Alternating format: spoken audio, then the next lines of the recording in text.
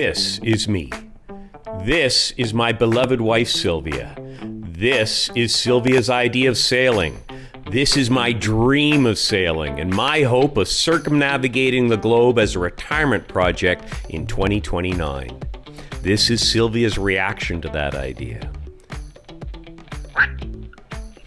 I am on a 6-year quest to convince Sylvia that a circumnavigation is a wonderful adventure, but the clock is ticking, so join me as I search for the perfect yacht that Sylvia will love, and get all your ladies to subscribe and cheer Sylvia on in the comments.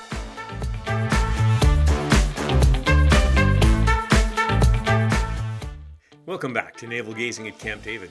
This week we're heading back to France, home of this week's future yacht, the highly innovative Fountain Peugeot New 44.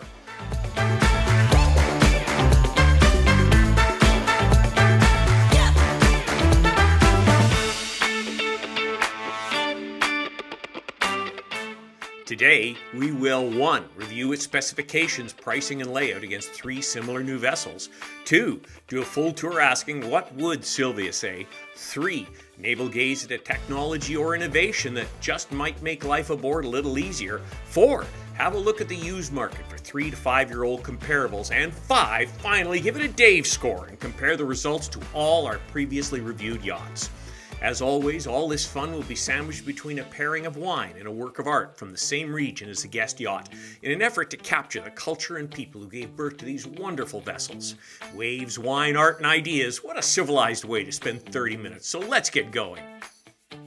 From high above Vancouver, we head east across the Atlantic to the continent, and north up to Eschborn, Germany, and the yards of Mave Yachts, builders of last time's yacht, the aluminum Slider 55. From here, we hop southwest to La Rochelle and the yards of this week's future yacht, the Fountain Peugeot New 44.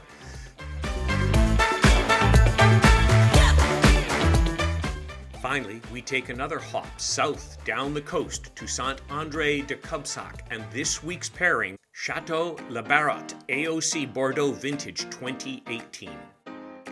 Chateau Le Barotte is a small family-run estate specializing in artisanal red wines in Saint-André-de-Cubzac-Gironde, about 100 kilometers north of Bordeaux. The Dubois family has stewarded the vineyards for 3 generations, preserving traditional winemaking techniques. Set on gravelly slopes over clay subsoils, it benefits from Bordeaux's cool maritime climate, mild, humid, ideal for Cabernet and Merlot wines. Embracing a low intervention philosophy, the family blends Cabernet Sauvignon, Cabernet Franc, and Merlot, aging the wine in French oak barrels for 12 to 18 months to achieve finesse and depth. The 2018 vintage earned a silver medal at Bordeaux Saint-André-de-Cubzac competition. On the nose, red cherry and blackberry aromas. The palate reveals supple tannins, a touch of cedar spice, and a lingering, elegant finish. Legend has it, a visiting sommelier declared it the perfect companion to La Rochelle oysters, sparking a coastal cult following. Having a look at the new 44, it really does strike a beautiful profile. You know, these new generation of catamarans are really so much more elegant than even 5 years ago, with integrated solar, a real thoughtful approach to every aspect. They're no longer kit boats, if you will, where you've got to tack so many things on after the fact.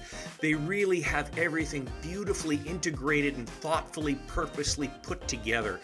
You can see the lines here and the integrated solar, the beautiful sky lounge, the really nice elevated mid-bulkhead helm, the separate area for managing your winches and your lines so that you could have 2 people easily helping with helming the vessel.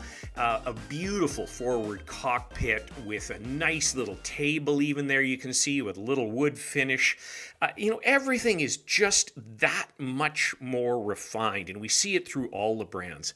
Having a look now at our new comparables, we're having a look at the FP44, the new 44, the Lagoon 46, the new Leopard 46 and the new Aventura 45. You can see them all lined up side by side here. They're all handsome vessels. I would have to say, though, that the FP44 probably is the best looking of the bunch, probably followed fairly closely by that Lagoon 46. Moving to the cabin top, you can see how beautifully integrated that solar is on the FP44. Everything, following the lines of the vessel. There's no chunky panels hanging all over the place. It just looks fantastic. You also have that unique element up in where the nets are. You can either have standard nets or integrated walk-on solar. So, I hesitate to say it, but it's almost a page out of Bali's book where it is a solid foredeck with a part of it mimicking the nets being solar. A pretty cool idea. Really nice that they've taken and integrated a hydraulic dinghy lift on the aft there, broadening out the sugar scoops for easy access on and off, integrated barbecue on the starboard aft there. I really think that's nice. I think a lot of manufacturers are completely missing the boat, whether it's monohull or catamaran, by failing to integrate a barbecue. These tacked on barbecues just drive me nuts. Beautiful sky lounge there, absolutely outstanding. The Lagoon 46, this one shows a hard top. Again, they haven't taken this to the next generation. And so you still have the tacked on solar look. Overall, a nice boat, a very big boat, lots of room and space on it. Nothing wildly unique here.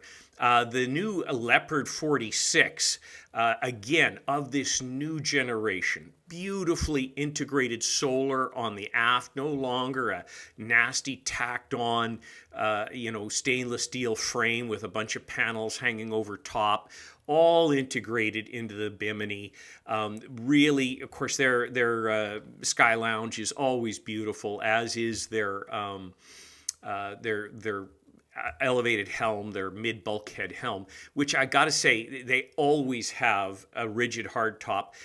FP, you've got to option that in, and the thing is that 50% of the time you see it as a canvas option, and it looks horrible.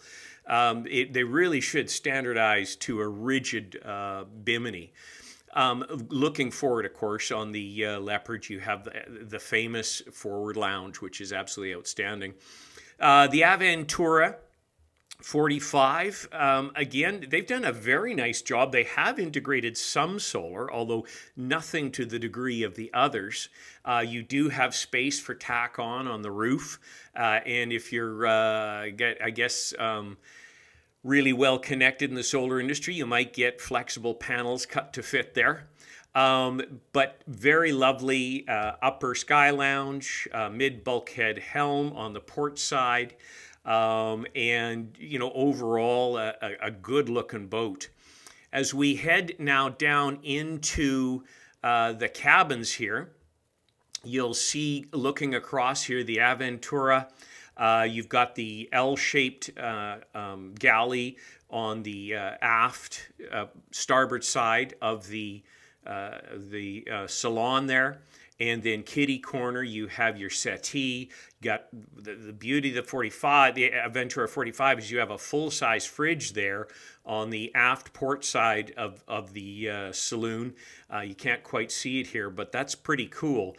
The Leopard 46, they've jiggled things around. I think it's a tremendous add-on to this design. They've created a real indoor-outdoor flow. I like just the little adjustments that they've made here to the settee, and in a later version we'll see some of the lovely touches aesthetically on the interior design. Lagoon 46 always been a very nice vessel, compared to the others, a huge saloon, and so you've got a nice settee there. There's, again, nothing startling. It's a very comfortable layout. Lovely forward faux cockpit. And you've got a very, very spacious aft cockpit. And then the FP45, zooming in here, we'll have a look at this. You can see, again, you've got that beautiful aft electric hydraulic platform for your dinghy. And then you've got a very, very nice aft settee. They haven't sacrificed that in favor of a barbecue. Instead, they've integrated the barbecue over on the starboard aft side there. It just sticks out from the wall just forward of the sugar scoop there. And, again, beautiful use of space with lounging areas throughout that aft cockpit. I love that lounging seat. If you can see it there on the port aft side, right against the hull side. They've got a fabulous area there. You can just lay there, watch the kids as they swim. Really, really nicely thought out. Then again, beautiful flow into the saloon and touches in the saloon that set it apart. Number one, that island in a 44-foot, and it doesn't crowd the space. And then they've got a nice galley. Yes, okay, you don't have the same counter space, but overall, given living space compared to having acres of counter space, I'll take the living space. They've gone away from using space for a forward facing nav. The nav information is in the aft starboard side there in a cabinet as you walk in. And then they've got that lovely forward settee that I know the angles give it a sense of style. I think it's really nicely done. And what I salute Fountain Peugeot on is they don't stick a giant kitchen table in here. They have a coffee table there. And, if you really want a giant kitchen table in your 44-foot catamaran where you'll be eating outside at the giant kitchen table in your cockpit anyways, 90% of the time, you can always throw it in there. But I think what FP has done is just create an elegant ambiance and a live-aboard feel that makes the most of the space. I just think they've done an absolute wonderful job. And then moving forward, the faux front cockpit, lots of lounging space, and they've added a little touch of class with a wooden tabletop there that covers where your chain and anchor controls are. And then they've got some lovely princess seats up there at the front. I really think they've done a lovely job on this. Okay, heading now over to the actual cabins here. Looking across, if we look at the Aventura, this is where the Aventura, in my mind, because my mind has to be aligned with Sylvia's mind, is freaking outstanding. Now, they have 3 cabins, all of which have full 3-side access walk-around berths. Yes, your forward starboard is elevated, and a little bit of access restricted, but not bad at all. And you have 2 massive, beautiful, full 3-sided, natural height berths in the both aft hulls. I just think it's an outstanding layout. And then, moving forward in the owner's hull, you have a spectacular head there with a fabulous shower, lots of counter space for the pharmacy of goods that gets laid out there on a regular basis, and lots of cupboard space. Really nicely done there. The Leopard 46, much the same as what they were doing before. The access in the owner's hull on the port side there around that bed is limited. I wonder at times why they haven't taken the athwartship berth like Balance does and turned that into your master berth and worked out a hull that way, because they have the capability. You can see it in the guest hull there at the starboard forward. But they've chosen to give you that fore aft berth in the aft there with limited access around the foot of the bed.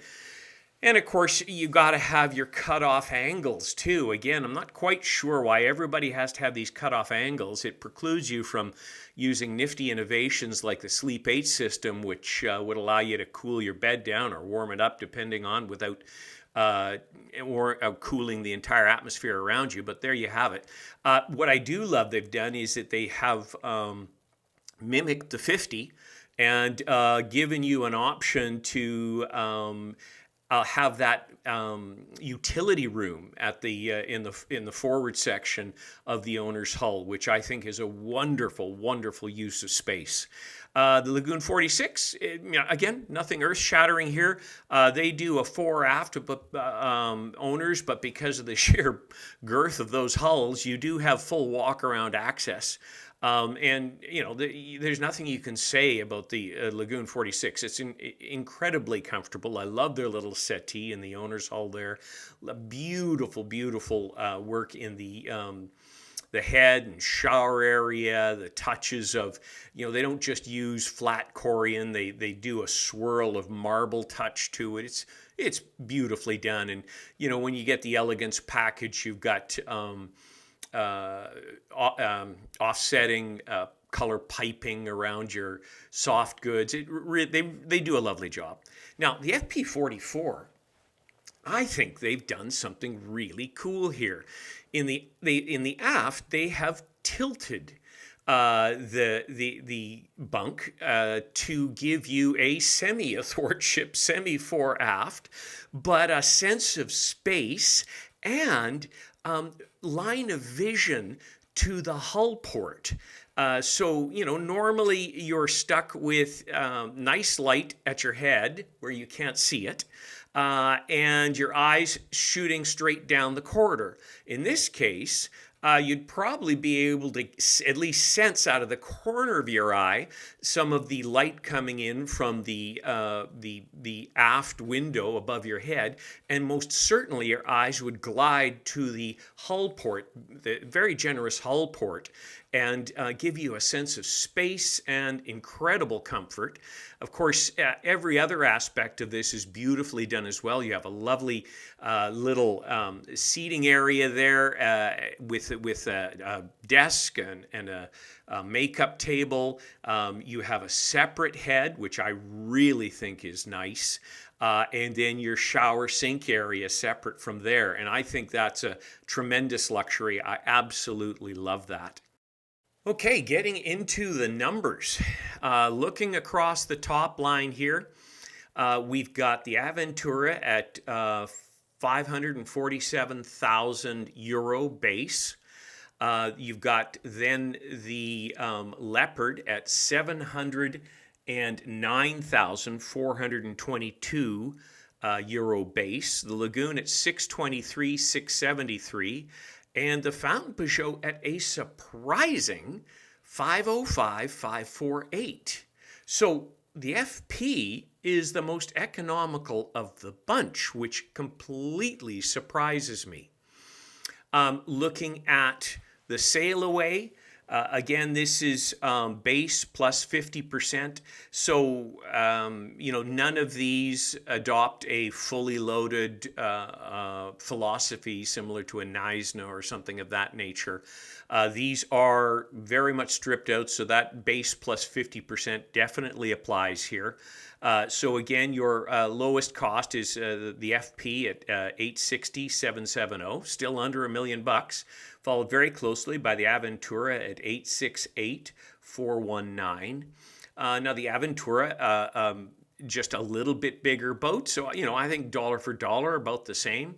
Then you've got the Lagoon at 930,000 and the Leopard at 1.183,500. So I'm really surprised at the new FP and their pricing strategy. I think that's very interesting and will probably do very well for them. Looking across at length overall, the longest is the Leopard at 47 feet 6 inches, and that's quite a bit bigger. So we'll give them some grace on the cost delta there. The next one is the Lagoon at 45.9 feet, so 46 feet, 47.5 feet.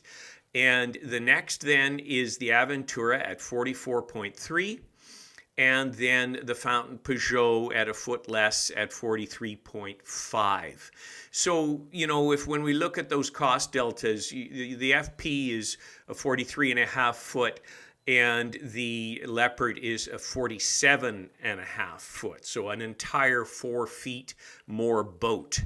Beam, we're looking at the beamiest here is the Lagoon. I suppose that shouldn't be a surprise. 26.1 feet. Now, this is a bit of a surprise.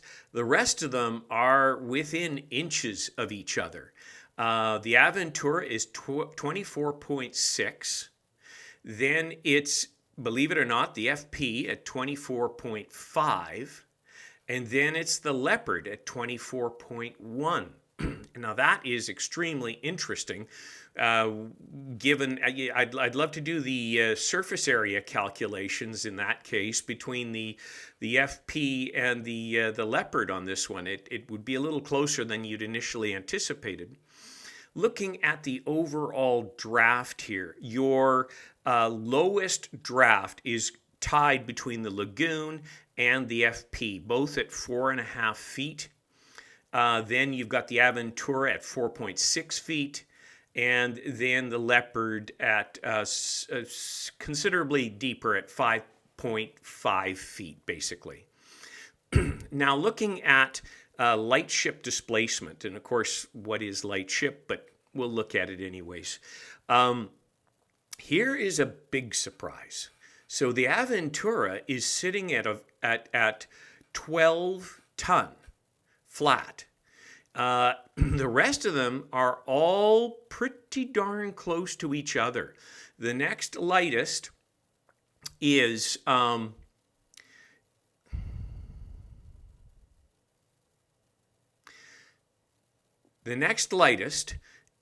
Fountain Pajot at 15.2 tons. The next one after that is the Lagoon, of all things, at 15.77 tons. And then the Leopard at 17.6 tons. Leopard, there's got to be a way for you to shed 4 tons on that thing. And your performance figures would be significantly better. It's such a shame. The upwind sail area on these, so I don't have it for the new Leopard, but what we have of the rest of them for upwind sail area, they're all like within spitting distance of each other. It's the Aventura in the lead at 1350 square feet. Then you've got the Lagoon at 1323 and the Fountain Pajot at 1320. So now looking at your engine options, this gets very interesting as our hybrid technologies start to really migrate in here. Your Fountain Pajot offers you either twin 30 or 57 horsepower diesels or straight twin 25 kilowatt electric motors with a range extending generator and a crap load of lithium ion. The other one that does a similar program is the Leopard, which offers you twin 45 or 57s, and then twin 25 kilowatt electric, again with a boatload of lithium ion and a range extending generator. Lagoon and Aventura are a more standard. The Lagoon is twin 57s and the Aventura twin 45s. When we look at fuel and fresh water capacity, it's probably the Lagoon, that takes it at 1,040 liters of fuel and 600 liters of water. Then you've got the Aventura at 700 and 800 respectively. And then you've got the Leopard at basically 700 and 700, and the Fountain Peugeot at 700 and 600. Getting into livable areas, of course, this is far and few between. The only ones who do this decently are Balance, bless their hearts.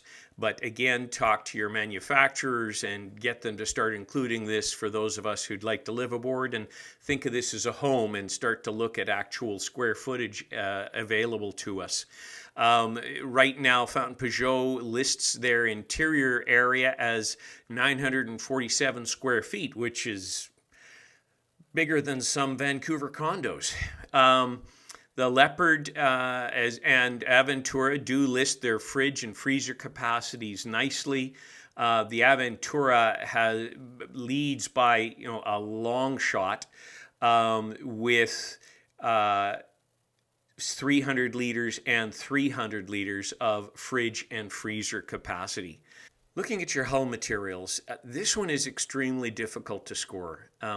Your Leopard and your Aventura are using polyester with some type of water-resistant outer coating, and they're using a foam core, which generally I like. There are engineering excuses for balsa, but sooner or later you're going to get water on that and it's going to go to mush. So I'll give the edge to the foam. However, Fountain Peugeot, they are using balsa core in areas, but their hull is a mixture of polyester and vinyl ester over glass, which to me, obviously the vinyl ester is a superior product for hull construction. So that almost offsets the whole balsa thing going on there. The Lagoon is polyester and a balsa core, so I'm going to put it at the bottom of the pile. So you sort of got three tied for first, and then you've got Lagoon. Looking at your battery banks, again, where there was an electric option, I put the gigantic electric capacity. So with Fountain Peugeot, they have 42 kilowatts of lithium. With the Leopard, sorry, I didn't do that. I did put the standard, which is 6.72 kilowatt hours. Lagoon is 5.04 kilowatt hours. And Aventura, again, close to 8 kilowatt hours as their standard battery bank, which is pretty darn good. Max Factory Solar was difficult to find, save for the Fountain Peugeot.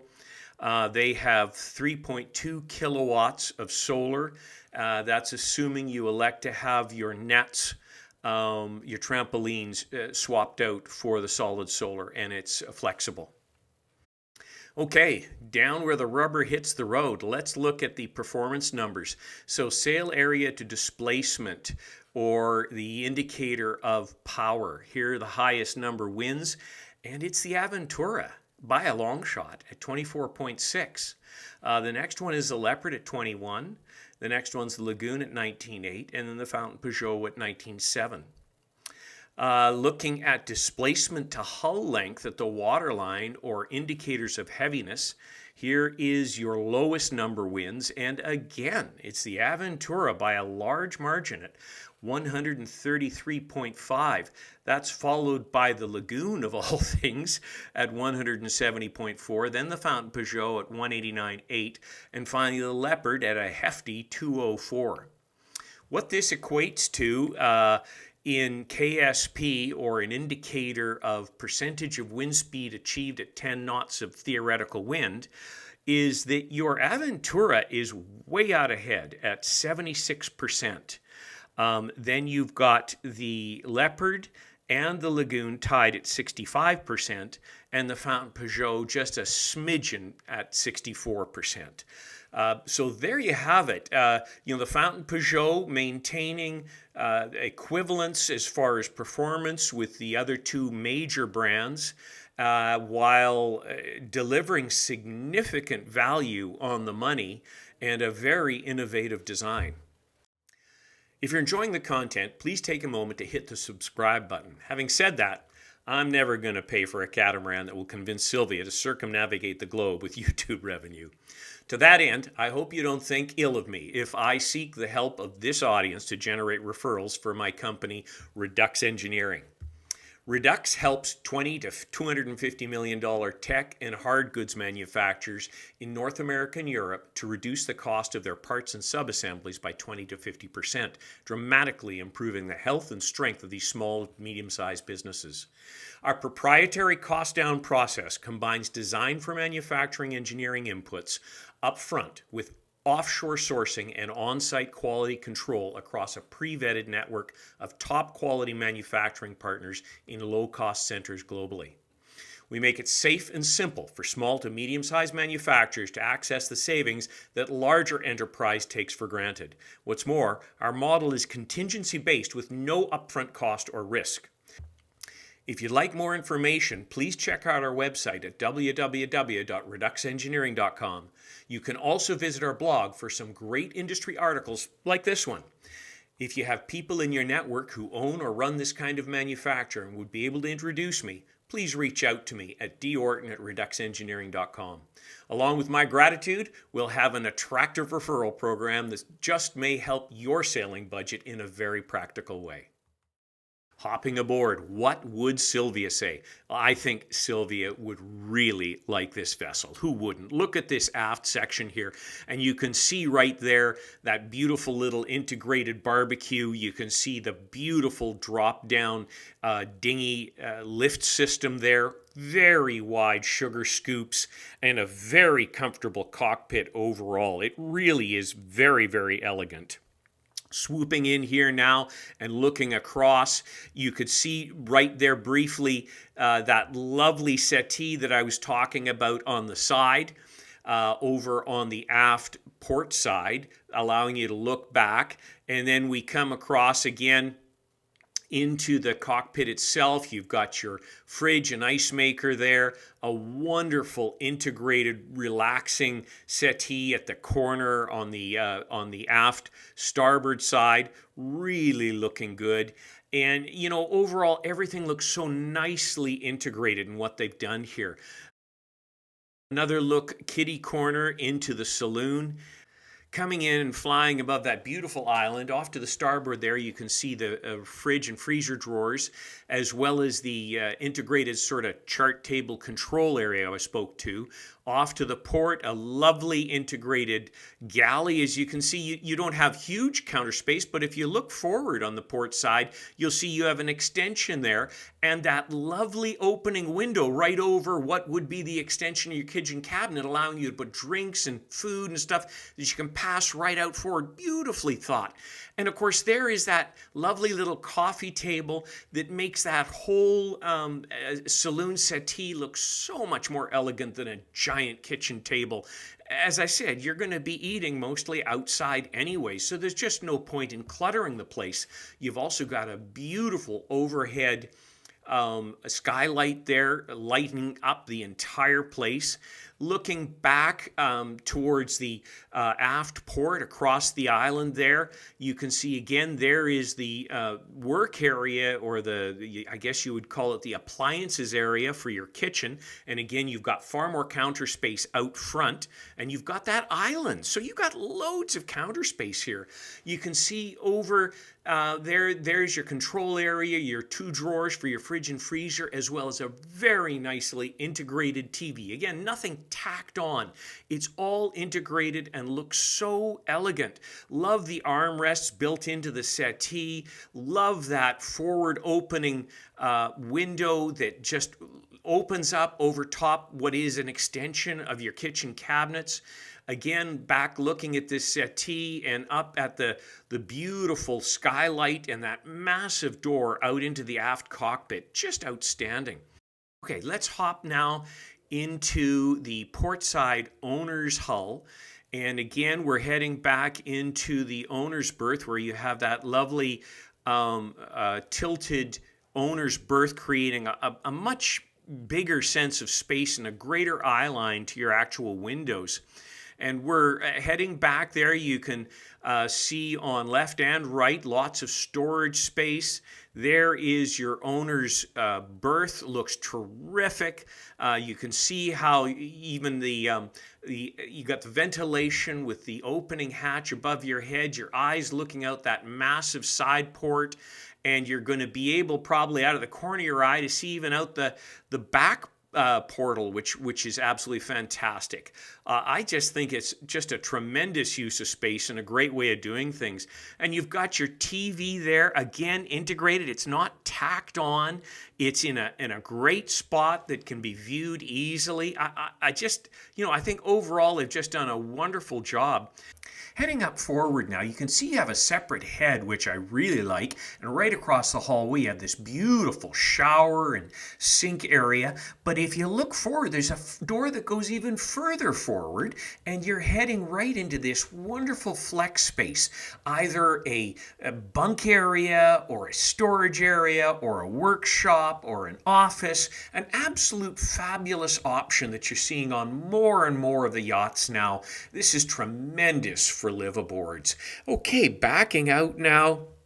And as we back out of that wonderful saloon into that glorious cockpit, we're going to have a look at that sky lounge. Look at that, and the access to your boom, so easy.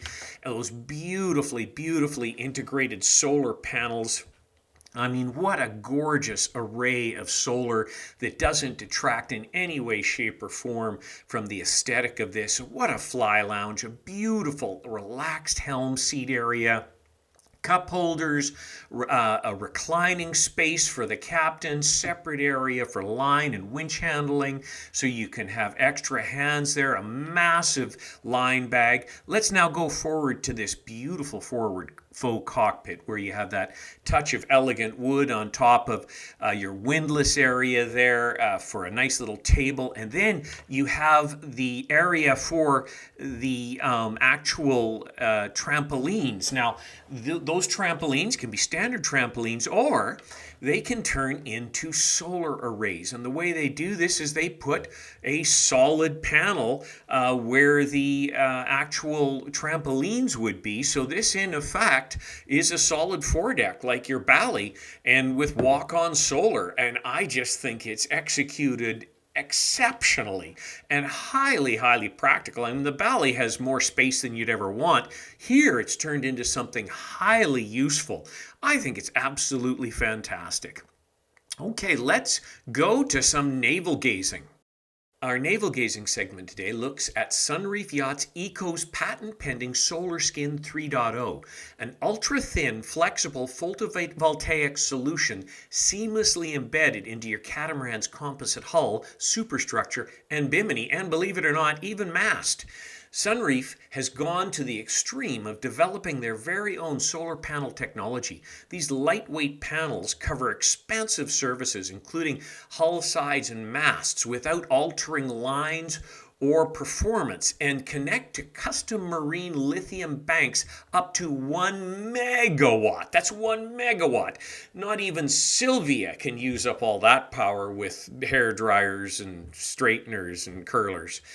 Available as a factory option on new Eco models and as an aftermarket retrofit for existing Sunreef yachts, Solar Skin 3.0 goes beyond its 24.8% efficient thermally stable predecessor, certified to operate above 100 degrees Celsius, with even greater efficiency and durability. Embedded RFID chips track maintenance, while machine learning-driven smart yield optimization adjusts electrical output in real time, maximizing harvest in areas shaded by sails or rigging. Next-generation cells built into the bimini excel in low light and shaded environments. The Sunreef Eco Power 80 has 200 square meters of solar with a maximum potential output of a whopping 40 kilowatt hours. Okay, we're back in the faux front cockpit, and here is another fabulous piece. That opening massive forward hatch, and if you'll recall, that is situated above the extension arm of the Galley, which comes after the staircase and angles around below this window so that you can stage your meals and drinks right there and then hand them through to your guests in the front cockpit. An absolutely fantastic idea. So let's now fly through that giant opening, over that wonderful island galley, through this glorious cockpit, have another look at the wonderful areas that you have here. What a gorgeous looking boat. I mean, what a fabulous live aboard. And then have a look at the outside of this. I mean, she is an attractive yacht. I think FP have really done a wonderful job. Okay, let's look at what we compare this to in the pre-owned market on catamarans. First up, of course, the iconic Lagoon 46. This is a 23, a 2-year-old vessel. They're asking about 800 grand versus our 861. I love the Lagoon 46. This one obviously is kitted out with big solar off the back end there, again tacked on as the older models did. Beautiful vessel, nothing you'd really argue with, massive amounts of space. It's bigger than the new 44, but bigger doesn't mean better. I like a lot of what the new 44 stands for. I like its upper fly lounge better. I like its cockpit, its helm station better. I'd spend the the extra 61 grand and probably do the FP. Next up, the Leopard 45, a 21, so 4-year-old vessel, well kitted out, you can see, with all the solar and dinghies and enclosures and stuff that you'd need. So there's a good chunk of cash already invested in this vessel. It doesn't have the aesthetic that the FP will have, but this one has that forward cockpit and obviously so many extra toys. It's 4 years old though. I'd probably still go with this one. Next up, we're head-to-head against a Fountain Peugeot 45, the predecessor of the new 44. We're looking at a 5-year-old vessel here. They're asking 715. I'd pay the extra 100 and change and get the new vessel with all the integrations. It's just so pretty. Next up is the Balance 442, and you know I love Balance. This is a polyester with a vinyl ester outer layer, dagger boards, foam core. It'll sail in light winds. It's an absolutely bulletproof boat, but it is $1.250 million. That 50% more for a 2-year-old boat. Nicely broken in, all the kinks worked out. I don't need a forever boat for what I'm doing. My project is only 5 years. I can go a little slower, and I think Sylvia would be happier on the FP. That she just doesn't know the nuances and how wonderful this boat is. I'd probably save the 400 and do the FP. I know there are people cringing out there. Next up is probably the most comparable here. It's a 2021 4-year-old Nautica 46 Open. Very nice vessel. They're asking 729 versus the 860, but given the comfort levels, the sheltered helm space, the pass-through forward window, the forward cock, all those, I'm afraid I would spend the 100 and some odd and go with the brand new FP. Okay, monohull heresy. What would we do in a monohull? Bearing in mind, we add 20% to the length to get an equivalent comparable living space. So first up, we are looking at a 4-year-old Jeanneau 54 for $700,000. Very nice vessel. I would get the aft galley on this, the two-bedroom aft galley version. They're asking $700 versus $860,000. We are getting to a point here where I might question, but for the 160 grand Delta, Sylvia would be, I couldn't probably overcome the issue with the healing. So it would be the FP. Next up, we have a 2022 Beneteau Oceanus Yacht 54 with the T-top, the hardtop T-top. They're asking 849,000, so it's a 3-year-old vessel versus our 850 to 860, so basically the same price. Beautiful yacht, this, but at the same price, I would settle with the FP because Sylvia would be far more likely to be happy on a flat surface. Next up is a 2020 Blue Water 56. This is a classic, beautiful yacht. The cabinetry inside is gorgeous. So we're looking at a 5-year yacht, again, $1.25 million versus our $860,000 for my 5-year project and a happy wife and a happy life. It would be the FP. Next up, we've got a Hansa 588 2020, so 5-year-old boat. You know, I love this vessel. It's hardtop, T-top, but I don't know if somebody has been smoking a little too much BC Bud, but $900,000 US for a 5-year-old Hansa 588. No, it's going to be a brand new FP 44. Next is a 2021 4-year-old Hansa 548. I really like this vessel. I like the VIP suite in the aft with this little couch. I love its staircase to the water. Overall the interior is plenty spacious enough. They're asking 659, so 660 versus 860. Now 200 grand might just tell the tale, especially if this has the hard top T-top, which it does. This would be my only one that I would start to lean towards this monohull. So the FP had 4 out of 5 on the catamarans and 4 out of 5 on the monohull. Well done, FP. It's time for the Dave score. So how did she do? There's the list, down, down, down, down, down. Whoa, she got there pretty darn quick.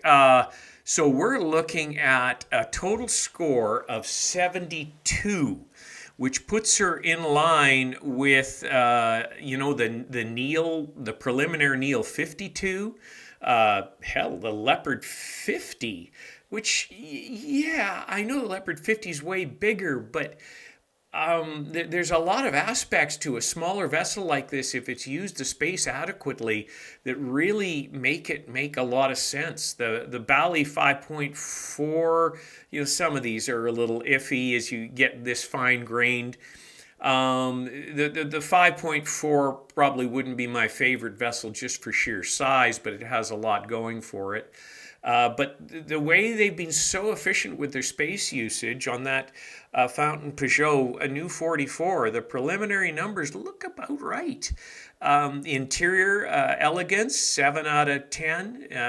Exterior elegance, 7 out of 10. There's a lot of really nice features and elegance there. Comfort, interior, 8 out of 10. Yeah, I believe that's, the way the owner's suite is situated, the flex space in the bow, that's just fantastic. Exterior comfort, 7 out of 10. Yeah, I agree with that. Quality, 7 out of 10. FP builds a decent boat. Performance, 6 out of 10. No, it's not a screamer. None of these in that category are, save for the Aventura. Lazy Sailor, 7 out of 10. Condo, what you'd need to boost that up would be throw on some power furlers on the foresails and that sort of thing. Geek, 7 out of 10. There's not a lot to geek out on that, but value for the money, a solid 8 out of 10, if not a 9 out of 10 on value for money. So, hats off to FP. I think they've done an excellent job on this new redesign. Well, that's another week of Waves, Wine, Art, and Ideas. I do hope you've enjoyed it. I really, really do like this new generation of catamaran that's coming out from the major manufacturers. I think they're really answering a lot of key questions that have been brought up, and they're eliminating a lot of the tack-on aftermarket stuff and properly integrating. And, I guess the jury's still out on the electrification, but they are coming leaps and bounds there to the point that even I'm starting to think, maybe.